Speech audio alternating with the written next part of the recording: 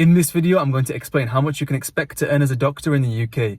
My name is Hassan, I'm a final year medical student. Having spoken to many doctors and done research on the topic, I'm going to break down how much you can expect to earn as a doctor at every level in the UK. At the end of the video, I'll be sharing some bonus tips as well, so stick around for that. Firstly, to work as a doctor, you will need your medical degree. Getting into university to study medicine is highly competitive and usually requires 3 A's at A level or more. The studying takes around 5 to 6 years unless you have done a previous degree where you can apply for graduate entry medicine, and that often takes 4 years, but these are highly competitive as well. Once you qualify as a doctor, you do 2 paid foundation years. Now these are split into FY1, which is foundation year 1, and FY2, which is foundation year 2. You will be roughly working on average 48 hours a week across both the years. Each year you will get about 27 days annual leave. According to the BMA, as of 2023-2024, following the wage increase due to the strikes of junior doctors, the foundation year 1 basic pay is £32,400 and the basic pay for your foundation year 2 is £37,300. Now these figures are the basic pay. They do not reflect weekends and night shifts worked, and also they assume you work 40 hours a week, but in general as a junior doctor you'll be working more. In reality, the take-home pay will usually be a few thousand more than this basic pay level. But it's also important to take into account that you will be paying tax, national insurance, and you might be paying back some of your student loan. After you finish your foundation year 2, you can be doing SHO locum shifts. Now some doctors, after their foundation year 2, they take a year out, some take 2 years out, some take even more than that. You can do it as long as you want, and you can book these locum shifts. Because it's a shorter duration and it's a shorter notice, the money you earn will be increased to reflect this by 2 to 3 times. So the hourly rates for these shifts are typically £40 to £50 an hour. These vary depending on the specialty, location, and if it's a weekend or a night. So realistically, if you assume that you've done a 5-year degree in medicine, you've done your 2 foundation years, that's a total of 7 years. And if you did it from 18, then you would be able to do this locuming at, let's say, age 25. And if you do the maths, if you work 45 hours a week, 45 weeks of the year, and let's say you make £45 an hour, you could be making £91,000 in that year. And that's realistic to do. The major downside of this is that there's a lack of career progression. They've made it more possible to progress in your career doing these locum years. However, it is definitely harder to progress. After you've done your foundation years, you can go into what you call specialty training. Now, the goal of specialty training is to eventually become a consultant or to become a GP. There's 3 main types of specialty training. There's the GP training, there's run-through specialty training, and there's uncoupled specialty training. GP training is 3 years, so you'll be GP ST1, that's what they call it when your first year of training. Then it's GP ST2 for your second year, and then finally you have GP ST3. You do these 3 years, then you're qualified as a GP. All other specialties are usually at least 5 to 8 years. For the run-through specialties, you start on ST1, then you go to ST2, ST3, and then you go all the way up to possibly as high as ST8. What it means by run-through specialty training, it means you don't do any core training before that. This will make sense in a second when I explain what the other specialty training pathway is. Examples of run-through specialty training programs are ophthalmology and pediatrics. So just remember that these ones you start at ST1 and then you go all the way up until whenever it finishes. Uncoupled training is where you do some sort of core training before. So this one, you start as a CT1 and then you can do your CT2, and then some of them have you do a CT3. So some of these, some of the specialties you do 2 CT years, and some of them you do 3. If you had a CT1 and a CT2, if it was a specialty that made you do 2 core training years, then after that you will go into ST3.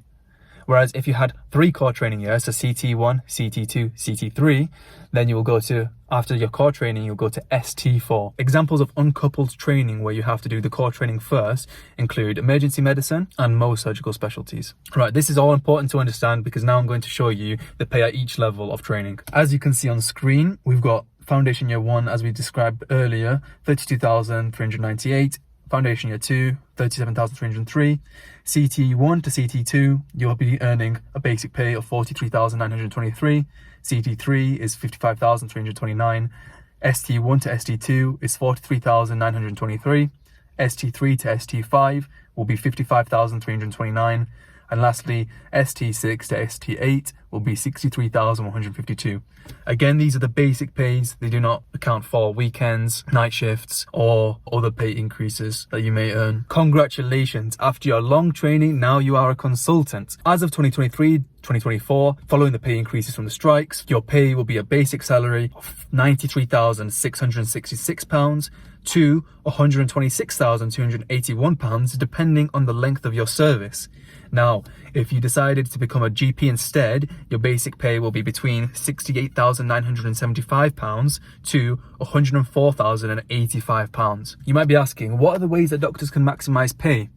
Some specialties offer more scope for private practice, such as plastic surgery and ophthalmology, although there's plenty more examples like this. Consultants that do this private practice can often earn significantly more than those just working in the NHS. So also to mention, consultants and GPs, we mentioned their salaries earlier. They can also do what we call the locum shifts that you can do from earlier. Now you can do this on top of your work that you're already doing, or you can just replace it with this if you can find the work. Some GPs are able to do this, but I think as a consultant, it might be harder in certain specialties. For these locum shifts at this level, consultant GP, you can earn upwards of £80 an hour depending on the specialty. GP is about £80 to £100 an hour, whereas some specialties can be, for consultants, can be much higher. So now you know how much you can make salaried as a consultant or a GP, how much you can do the locum, and we've mentioned private practice, and it's very difficult to get exact numbers on these, so this will vary and it can make a lot in private practice. So the third type of GP, so we've done salaried locum, the third type is being a GP partner. Now, being a GP partner means you own the practice and you run the practice, so you're in charge of that GP practice. You might be partnering with somebody else, another GP, to do that. The average take-home pay for a GP partner is somewhere between £110,000 to £145,000 per year. Now, this depends on the source that you check, so it's somewhere in this ballpark range.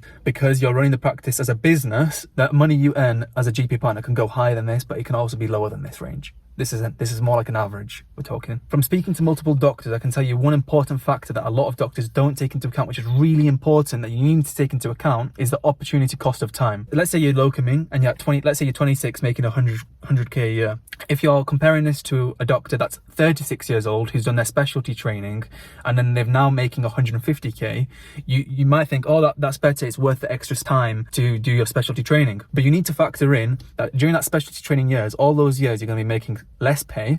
It's also long, difficult, and full of exams. And also, the doctor who was making the money locuming, or the doctor who was making the money in GP, let's say, because GP is only 3 years of training, so you can then therefore make that higher income earlier.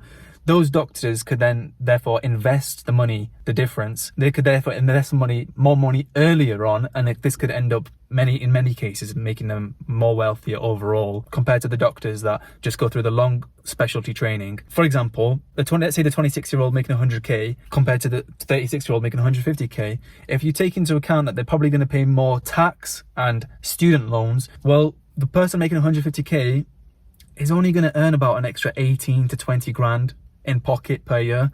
So considering all the extra time it takes and how much you could have been investing throughout that time, you have to really question, is it worth it? And you need to make that decision for yourself. Obviously, the money that we're talking about here is an important factor, and how much you enjoy the career, how much it fulfills you, these are all important factors. Money is an important factor, despite many people in medicine trying to make it taboo or make you feel bad for trying to take it into account. There's nothing wrong. Don't let anyone tell you that there's anything wrong with doing that, because money is important for stability, security, if you want to become financially free. For any other reason, don't let anyone tell you that you're selfish or anything like that for actually caring about the income of yourself, because you're going to be providing for maybe a family one day. Watch this video here, which explains the most important thing that those who become wealthy do. Any questions, please comment down below and I will reply. Thank you.